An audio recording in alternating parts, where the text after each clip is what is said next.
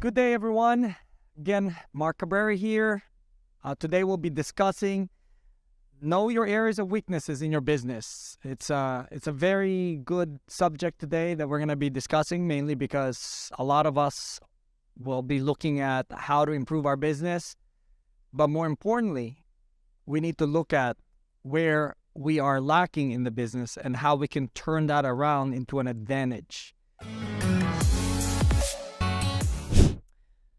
So, are you building your skills and abilities to influence others? That's another area that you got to look at. Your ultimate goal in this business, in real estate, is to be able to move a person from one home to the next home, whether it's from a rental to a prop sale, or they're looking to sell their property and buying another property. So there's an objective. You can clearly see what the objective looks like. The difference is, can you be influential in that process? See, the biggest problem a lot of times people have is when they're talking to a client, and the client has a certain way of wanting to do something, but the reality is not the same as what the client wants. And when that happens, basically, they're stuck. They can't sell a house to that client. And the reason why is because the client already formulated what they think it should be, or what they think the process should look like. Well, as an expert, your job is to influence that client to be more in the reality, which means looking at that client and saying, okay, well, you know what? We may need to put a full price offer in this property. We may need to actually remove a appraisal contingency or a home inspection contingency if you really want to pursue this, because we have 10 other offers on the table right now that we're competing with. Client doesn't want to listen, client doesn't get the property. But it's your ability to be able to influence that client to understand that you're the expert. And this is where the skill building comes in. You need the ability to be able to influence people to go a certain direction. And a lot of the times people think that they already know. And that's the most difficult people to coach, to be honest with you. I've been coaching for many years. The ones that have their own mindset of they want to pursue it a certain way, believe me, they never go anywhere. Once you start learning the psychology of influence and how it works, which I had a seminar like months ago on influence, you'll understand exactly how to move people around a certain direction so then they get to the objective that they're trying to accomplish. But at the same time, you're not the one pushing. They're the ones pushing. See, a good influencer is not the one that sells.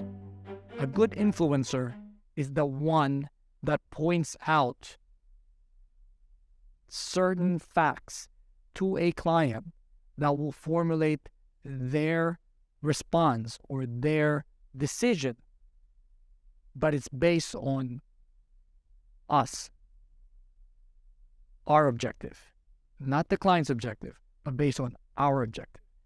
That's what makes a big difference. So when you're looking at influencing somebody versus selling something to someone, the difference is we tell people what they should do or should not do. That's selling. Influencing is pointing out, this is what I observed, this is what it looks like, but in the reality of it, these are all facts. But these facts will create a conclusion to that client to make a decision to the direction that we want. That's called influence. We don't have enough of these things, and the top producing agents out there have mastered this part of the business. And when you have mastered this part of the business, your success rate will go sky high. Why? Because it's a multiplier. Once a client knows that you are the expert and they know, they'll tell their friends, and their friends would want to work with you as well. So on a weekly basis, practically I'm getting calls telling me that, hey, listen, so-and-so wants to buy a house. Can you actually give them a call? I mean, every week I'm getting at least 1 to 3 calls asking me to help another person buy or sell a house. And one of the reasons why is because I was able to convince whoever I'm actually working with, right, that I'm the best person for anybody that they know that's looking to buy or sell a house. So when you get to that level, everything else is easy. But I'm trying to actually get back into the level I used to have, which is basically being able to create new clientele from complete strangers, convert them into clients, and then explode that part into referrals. So that part is where I'm working at right now. I'm going back into it. But if you're interested in looking at your weaknesses and figuring out how to adjust, this is where the difference, this is where the tire meets the road, I suppose, when that, I don't know what that's saying, but that particular saying, this is where the tire meets the road. When you understand that influencing somebody is not to tell them what to do. Influencing somebody is to show them the facts in front of their face and have them make the decision in the direction you need them to go. I don't know how clear I can actually explain this, but I think I've explained it clear enough. Why do we need to identify your business weaknesses? Well, it's very simple. To know which tasks to delegate to other vendors. See, if you want to succeed in this business, you don't want to do everything yourself. As much as I would love to do everything myself, I will never have enough time. So if I had the right people in the right place in my organization that I've built up in my head, that I wrote down into a strategy, into a business plan, into a organizational chart, right? When you get to that point of your business that you have a particular business model that you're running on a business plan. So any of you guys that don't have a business plan, you're making it so much difficult for yourself to succeed because you're like literally a ship without a sail. Or if you do have a sail, you don't have control of your sail, so it'll direct you any direction you would take and the wind will blow. And it can blow you out of the water or it can actually blow you to some destination you don't want to be. The point I'm trying to make to you is you want your life, you want your business, you want it intentional. That's really a very important aspect of your business when you're trying to run a business. So to know where the bottlenecks in your business are. See, also when you're looking at the bottlenecks, see, a lot of the times when I've worked with agents, their transactions are falling apart in different places, whether it's a home inspection contingency, whether it's an appraisal contingency, whether it's a scenario of the location of the property, the client doesn't like it a certain way, or the client's not disclosing a certain information. It just goes many different directions.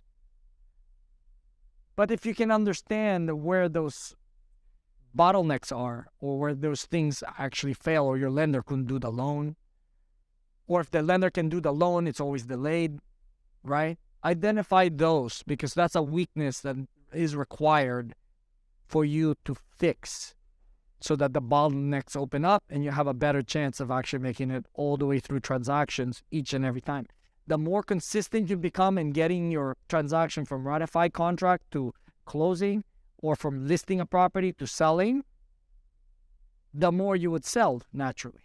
So this is the reason why bottlenecks are very important, and weaknesses is exactly what it is the bottlenecks in your business that's slowing you down from being able to succeed.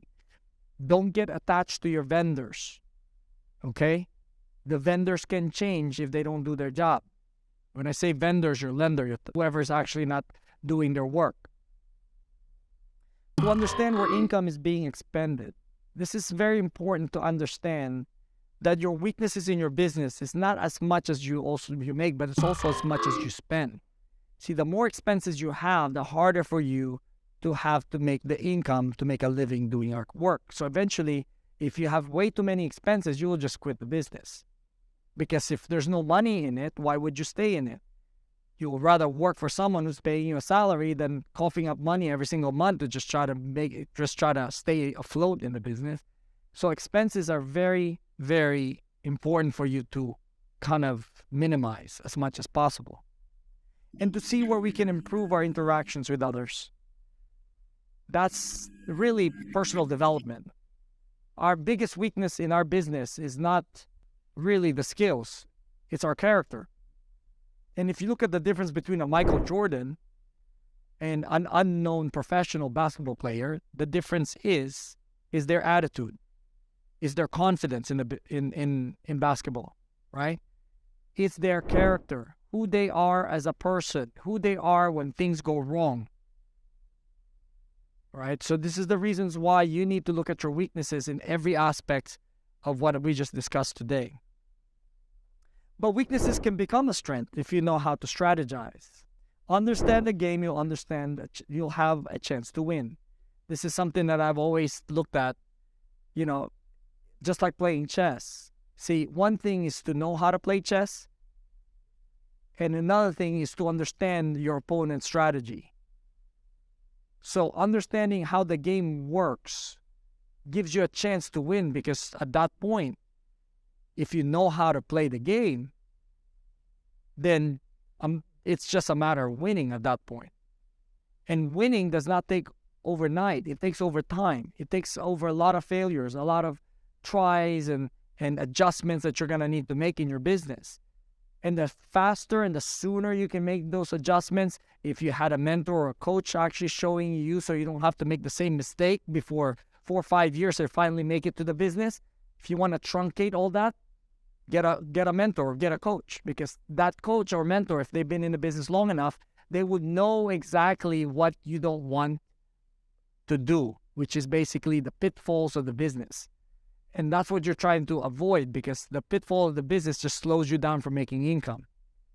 The way I look at it, I pay top dollar for great coaches. Why? Because it gets me to where I need to go. The reason why they charge top dollar and they can is because they can deliver.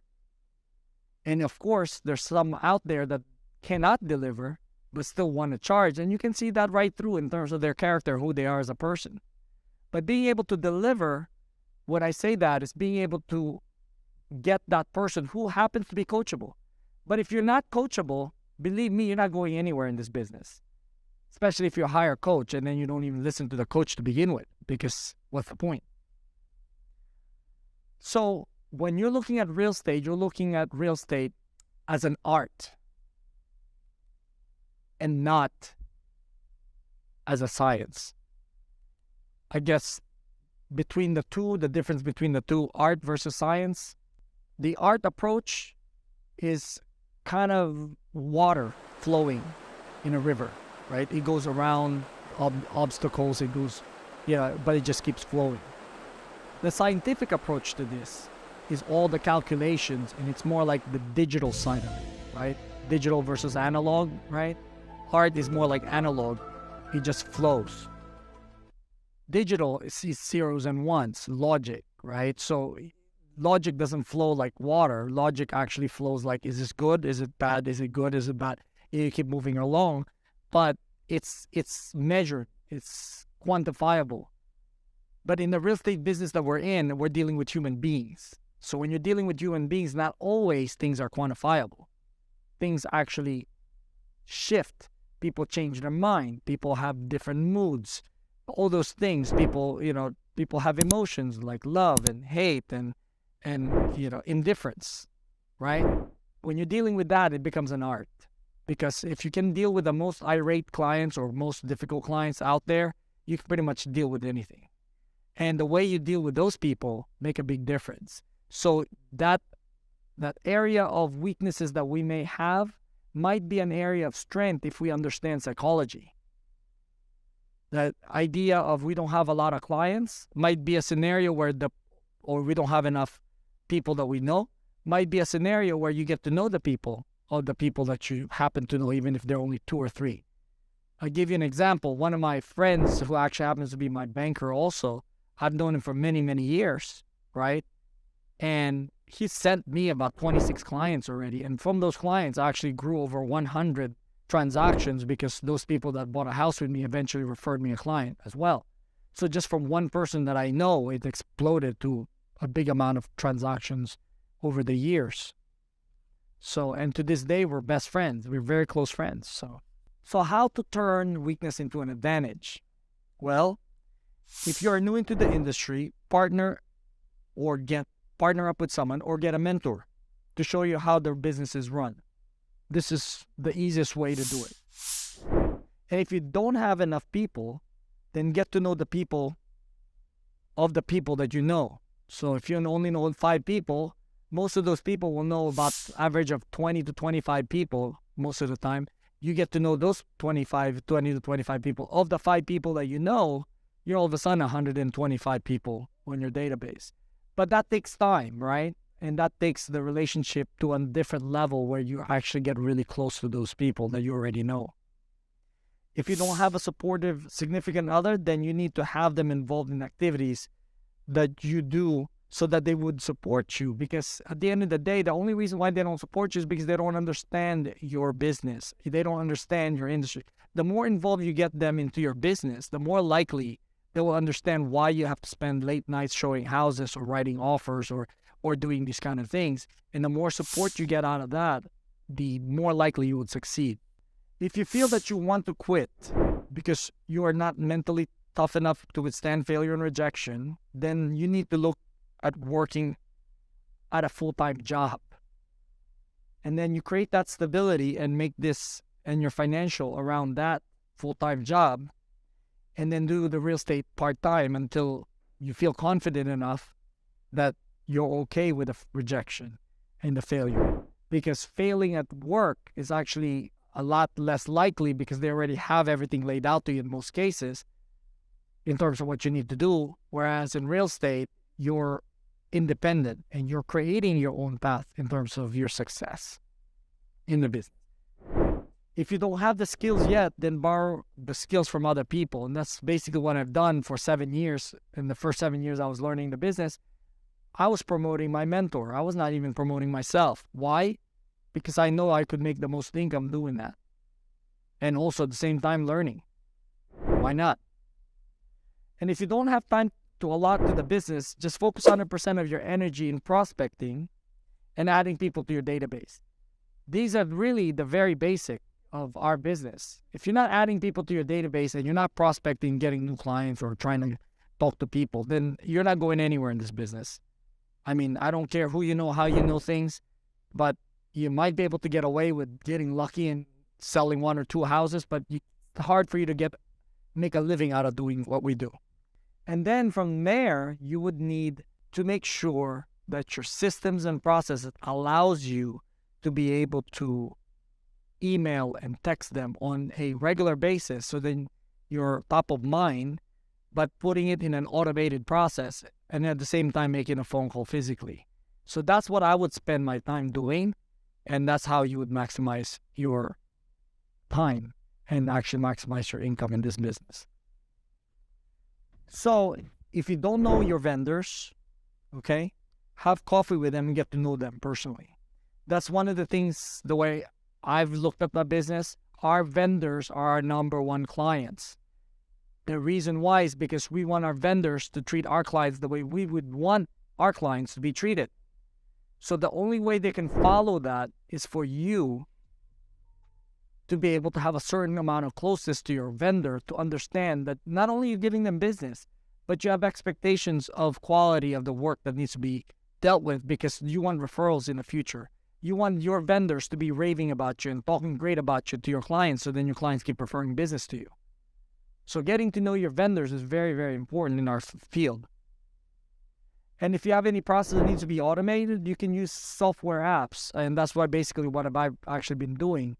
I've been using software apps to stay in touch with my clients and being able to kind of reach out to them on a regular basis without having to think about it. Because once I put their birthday there, every year they get a text message from me saying, happy birthday. So then they think that I actually really sent that out. Of course I did send that out. But I don't want to be forgetting people's birthdays and holidays and things like that to greet them because I want them to know that I care about them and I want them close to me. And being able to do so, inviting them to events and things like that, it just adds value to the whole relationship that you have with everybody.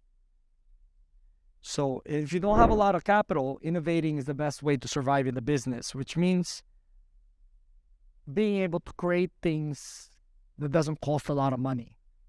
Create processes that allows you to reach out to more people with less amount of cost. And that's basically what I've been very good at over the years, because I didn't want my overhead to be the one getting me out of the business, and I wanted to maximize the amount of income I want to make. So then, I only use a small portion of my income into marketing, and most of the marketing that I do is phone calls. So it's been very effective. Lastly, I wanted to close here with Michael Jordan and his quote: "My attitude is that if you push me towards something that you think is a weakness, then I will turn that perceived weakness into a strength." And that's my point. So by you identifying your weakness, right, is for you to turn that weakness into something positive. Just like when I was telling you about rejection and failure, each time I fail, each time I get rejected, I'm just putting a tick mark that at some point I will have success. And the only way I'm going to get to that success is through the amount of failures and amount of rejection that I get. So it makes a huge difference. Well, anyway, thank you so much. And thank you for listening today in our seminar. And I look forward to seeing you on the next one.